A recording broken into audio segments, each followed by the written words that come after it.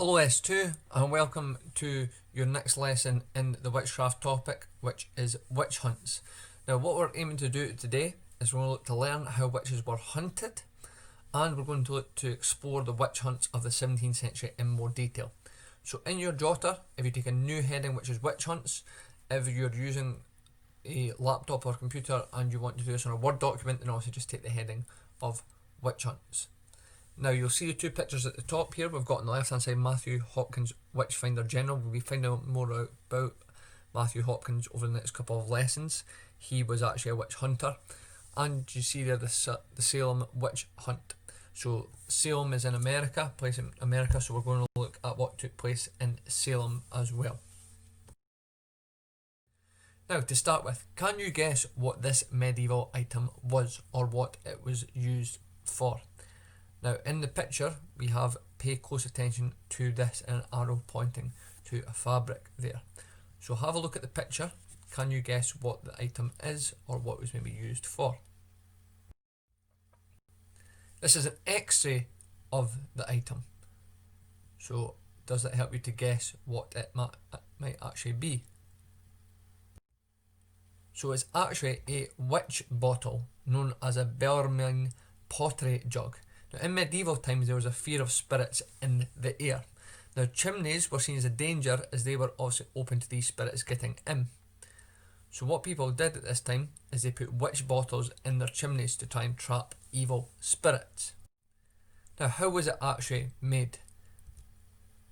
Sometimes the outside of the pottery jug would be decorated with a mask-like face. So if you look closely you'll actually see on this jug it has a face at the top that's been decorated on it. Inside the jug itself, this would contain a variety of objects and liquids like urine, hair or nail clippings, thorns, nails, pins, bones, wood, scraps of material, and letters and books would all be stuffed inside the jug. Now after the objects had been put inside the bottle, it was then sealed and hidden. And the scrap of cloth that you saw in the shape of a heart pierced with several pins that was actually found inside one of the jugs. Now how it actually worked. The whole idea was apparently to trick evil spirits that travel by a sense of smell. So with everything that could be inside the jug, it would have a very, very distinct smell, so the evil spirits would detect the smell. The spirit would then be distracted by the hair or the nail clippings that might be inside and fooled into thinking there's a person in the bottle. Once the spirit had then entered the bottle, the spirit couldn't turn around and escape. That was the belief. So it was then trapped and the sharp items in the bottle would then torture the spirit. That was the belief of people at this time. Now, thinking a bit about witch hunts. The witch hunt reached its peak in Europe during the late 1500s and early 1600s. Now many victims, who were obviously mostly women, were falsely accused of witchcraft. Some men were accused, but on the whole it was mostly women. Then once they were accused they faced horrible trials. They could even be put in prison, they could be banished from their village or town, or in the worst case scenario they would be executed. Now the most famous American witch hunt actually began in 1692 in a place called Salem, which is in the USA, but we'll discuss more on that later on. And many accused witches were actually tortured until they confessed to being a witch. Here, that just went over a wee bit on the Puritan way of life, religious leaders, economics and paranoia. So you're just looking to add even 1 or 2 points around those points there around your mind map. So for example, Puritan way of life, you could say there that if you didn't live the Puritan way of life, you could be accused of witchcraft. Religious leaders look to instill fear of the devil into people. Economics, so some people decided to take part in witch hunts to try and get money for economic reasons. Paranoia, you could mention the fact that people were very paranoid at this time. So you're just looking to add in a point or 2 points for each of those there.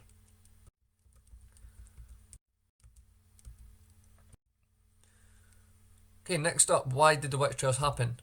Lack of knowledge. So we discussed this in previous lessons as well. So lack of knowledge. This led many people to believe in superstition. So instead of facts, ultimately, when they were affected by illness or disasters. So nowadays, when we have an illness and we go and see the doctor, for example, and we're told this is what's wrong with us, here's medicine to cure it. Or if a natural disaster happens, like say an earthquake, we have science or medical expertise to prove it. at this time there's a lack of knowledge, and that led a lot of people to be very, very superstitious and blame other things like witchcraft. Also, social control. Now, in Europe at this time, early modern governments exploited the fear of witchcraft to try and centralise authority, so to make sure the government had more control, because if the government's saying, well, witchcraft is true, it's happening, you need to listen to us, then more people are going to listen to the government. So a lot of governments used it as a form of social control to make sure that people listened to them and ultimately followed their rules. Other reasons why the witch trials happened, we also have gender control. Now, women's connection to folk magic and healing was a reason why it was mainly women who were targeted. Now, the majority of women that were accused and killed were ultimately older, living alone, and usually poor. Now, women were viewed as inferior and controllable through social restrictions at this time, so they were viewed as an inferior race, so to say. Although it is important to remember that some men were accused of witchcraft too, but overwhelmingly it was women. So another reason why witch trials happened is for gender control, to keep control over women ultimately, because women are seen as the second gender, so to say. They're not equal with men. Okay, so that is your mind map now. We've gone over those points there. So if you make sure you've got just 1 point for each in terms of why the witch trials actually happened, you expand on each point. Next, what we're going to look at ultimately is what took place in some of these witch trials. Now, before we do so, we're thinking about the impacts of the witch trials on society. Now, no one's really sure why the witch craze spread the way it did, but it did bring lasting changes to the legal system and the way that testimony and witnesses were treated. It also affected gender roles, as we've discussed there, so mainly women are punished, and it reinforces that men are seen as superior at this time. The vast majority of accused witches were also poor and vulnerable, so it also, as well as deepening the gender imbalance at this time, it also increases the social difference between the rich and the poor. There's a big gap in the social difference at this time as well. Now, one of the most famous witch trials that took place is in a place called Salem in America.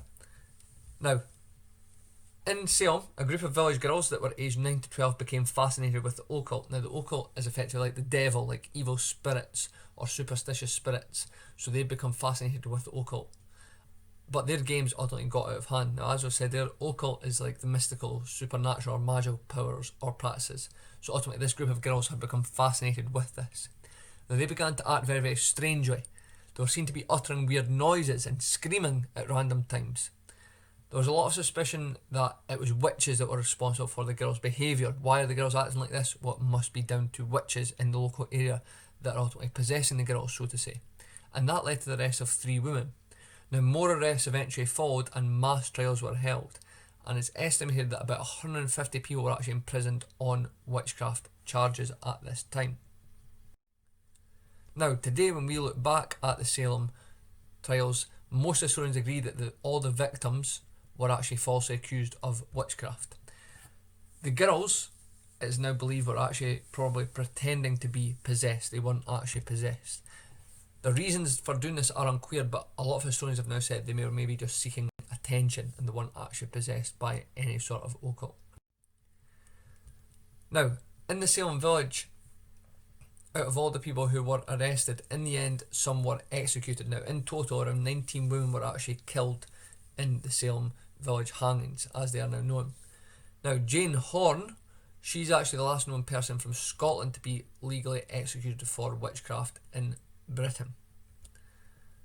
Also, a fact for you here, the last person to be arrested under the Witchcraft Act of 1735 was actually a woman named Helen Duncan, and she was arrested in 1944 for conducting seances. Now, when we think about how long ago it was from 1944, but also 1944 is less than 100 years ago that we actually had a woman arrested for apparently conducting witch-like practices. Now we know, or it's been proved ultimately, that the knowledge is better and that doesn't take place, but it just shows you that there were people that still believed in it not that long ago, and it did lead to still people being arrested as well. Now, what we're going to try next is a describe question. Now, you have answered the describe question in S1 social subjects before, but we're just going to go over how you answer this question, then you're going to have a go at answering one yourself. Now, The describe questions, the point of these questions is to describe what happened or the key features of an event. Now you need to put a starter sentence with one of the questions so it makes sense, and then a few sentences of description depending on how many marks it's worth. So it's worth 3 marks, you're looking for 3 sentences. If it's worth 4 marks, you would be looking for 4 sentences. If it's only worth 2 marks, then 2 sentences would be enough. And it's important you take a new sentence for each point, never list or bullet point, because you only get 1 mark if you do this. Now, remember, if the question was, for example, describe how the Roman Empire was structured. Now, you can get 1 mark for a simple point for saying the Roman Empire was structured differently at different times. Firstly, it was a kingdom ruled by a king. That would get you a mark. If you wanted to develop your point a bit further, you could say, firstly, it was a kingdom ruled by a king. There's a mark. However, many people felt their voices weren't heard and they wanted it to become a more equal system. So you've developed the point there. So you can actually get 2 marks for a single point if you develop it in a described question. Now your question is this: describe the events at Salem, and it's worth 4 marks. So it says copy and complete this described question.